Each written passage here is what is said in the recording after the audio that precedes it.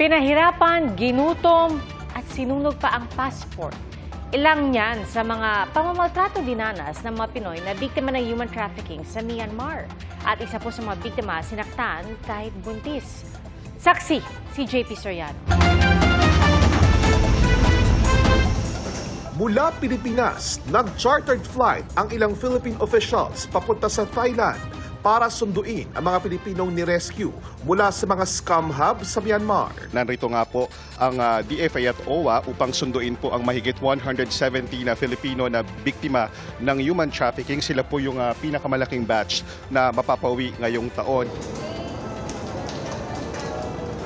Dahil ipinuslit pa Myanmar, Thailand pa rin ang huling tatak nila sa passport at lumalabas sa record na overstaying na.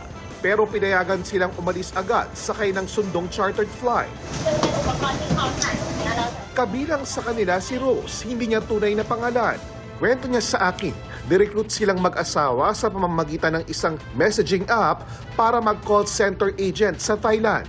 Sa Hong Kong muna siya inilipad noon, bago ilipad sa Bangkok, Thailand, at isakay sa bangka pa Myanmar. Tinorture po nila kami ng asawa ko dun sa isang room. Tapos no food intake po ng halos isang linggo po.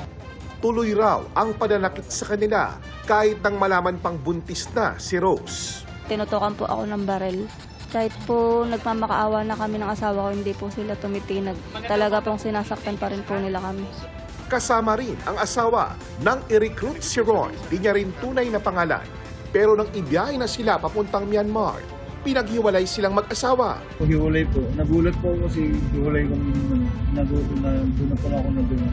Kalauna nakita rin silang mag-asawa matapos silang ilang beses ibenta ng kanilang Chinese employer sa Myanmar. Para walang takas, sinunog ng Chinese boss ni Ron ang kanyang passport.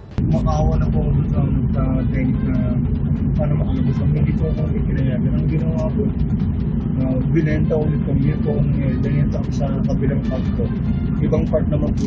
The only reason na umuwi sila ngayon is because nagsasara yung mga scam factories because the Thailanders shut off the kuryente and the internet. No? So, this is a trilateral cooperation nila with Thailand, Myanmar, and China. Ilang Pilipino pa ang nasa mga scam hub sa Myanmar, Cambodia at Laos. Pero tukoy na, lahat sila idinaan sa Thailand. Although we can go to Thailand na walang visa, it doesn't mean we can work in Thailand. So if they promise you jobs in Thailand, baka kung saan kayo dadalhin. Naintindihan naman natin na talagang kailangan ng trabaho pero huwag na sa ganitong paraan. Pagbalik nila sa Pilipinas, hininga na sila ng mga sinumpaang pahayag para makasuhan ang kanilang recruiter. Tatanggap din sila ng tulong mula sa gobyerno. Para sa GMA Integrated News, JP Soriano ang inyong saksi.